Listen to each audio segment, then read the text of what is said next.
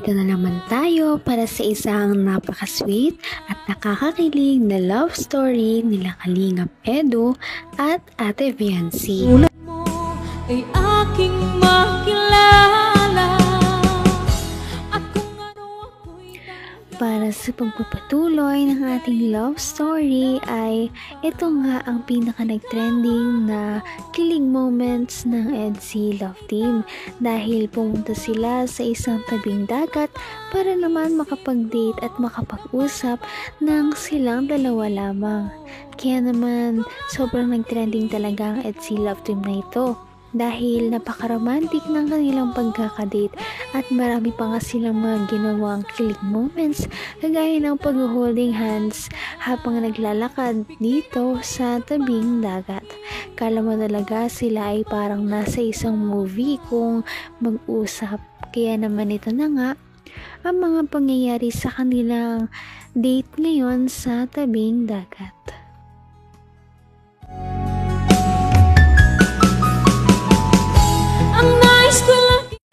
Iba talaga pag personal. Mas maganda ka sa personal. Wala na naman po kayo. Oh my God. Pinapangiti lang kita. Ano naisip mo eh? Anong iniisip mo? Para laging malalim iniisip mo eh. Siguro po madami na kayo dito, hindi na lang ano. Marami din nala ah. Ano sabi mo dyan? Yung mga tinutulungan ko. Yeah, the one.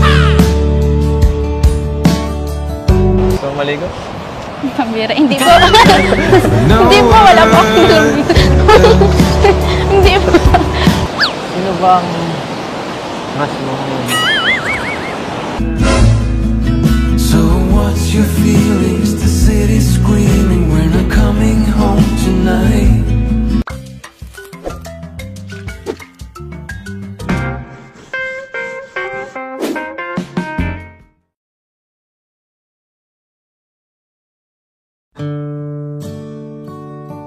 Lakad tayo dito.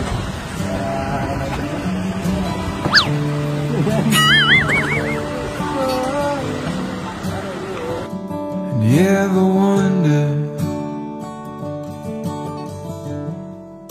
if days like these last? kung ano ako'y tanggap mo na hindi ka rin Napaka-gentleman naman talaga ni Kalingap Edu dahil hindi niya pinapabayaan si Ate Viancy na mahulog. Kaya naman hinahawakan niya talaga ang kamay nito at inaalalayan na makababa sa medyo matarik na pababa papunta sa dagat.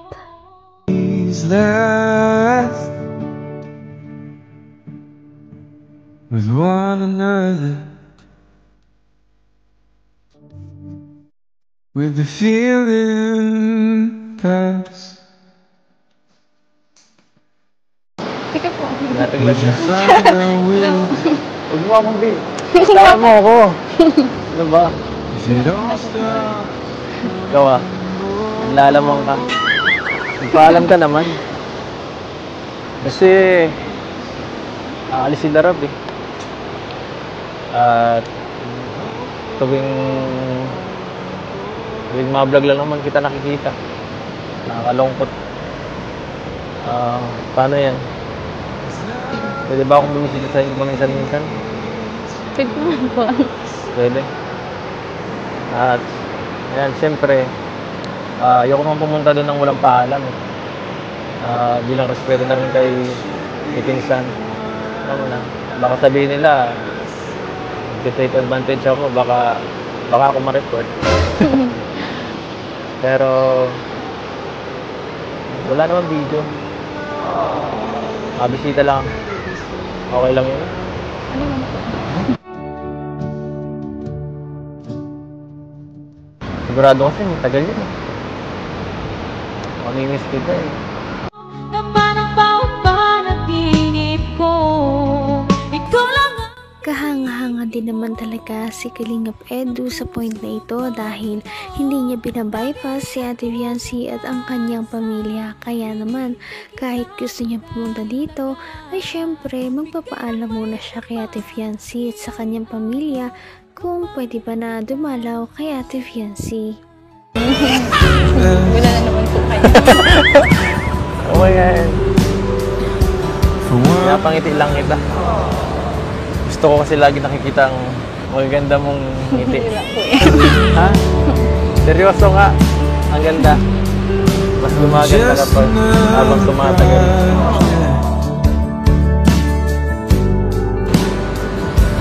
Tara. Gusto mo maglapit lang konti? Para mas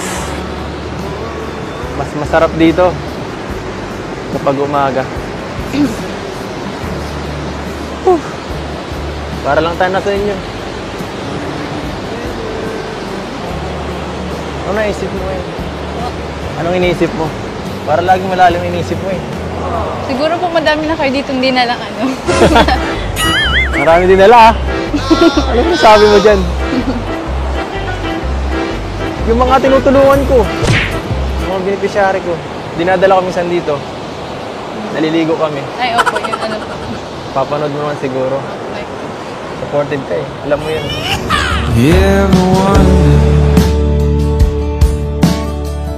So, maligo?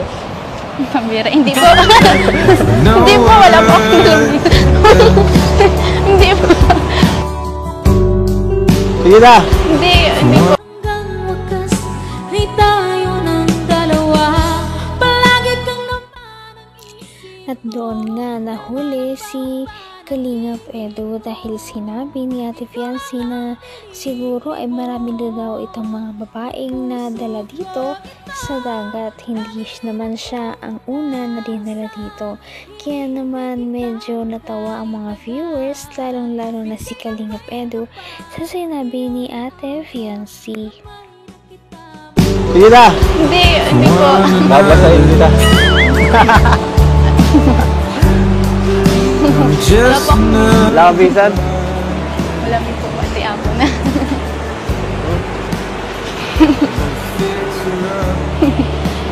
Gusto ko lang mahawakan yung kamay mo ng konti. Kasi okay na baga. Hindi na magaspang. Hindi na po kasi masyadong nahihirapan paglaba po. Yun kasi ang gusto ko. Dapat lang. Dapat inaalagaan. Dapat ka lang alagaan.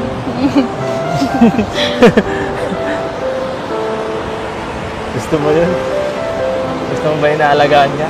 Ay, kaya ko na alagaan sarili. Ayun mo yun, may nag-ano oh. Mag-volunteer na ako eh. Bihira lang ito. Tanda ko na Bihira. po. Tanda ka. Hindi ka na po kailangan alagaan. Ay, tanda ka na. Tanda ka na, pero alam mo yun, marami din ako inaalaga ang matanda. Lahat basta nangangailangan. Basta kailangan ng tulong ko. Hindi Kaya ako- bilib ako sa inyo eh. Bilib ka sa akin. Bakit naman? Ang bait niyo. Nakakatawa nga ang mga pangulit ni Kalingap Edu. Talaga namang pinagtyasagaan niya na kulitin si Ate Fiancy at si Ate Fiancy naman ay natatawa na lamang talaga sa mga ginagawa ni Kalingap Edu. Ano pa kaya ang mga sweet moments na mangyayari sa date nila sa tabing dagat? Yan ay yung makikita sa susunod nating video. Napaka-sweet talaga nila at napakabait ng tambalang ito kaya maraming sumusuporta. Kaya naman sana ipatuloy natin silang suportahan at mahalin si Fiancy, si Kalingap Edu at ang Kalingap team. Yun lamang at maraming salamat sa panonood. Abangan natin kung magkakatuluyan ba talaga si Kalingap Edu at Fiancy. Hanggang sa muli! Bye! ngayon'y abot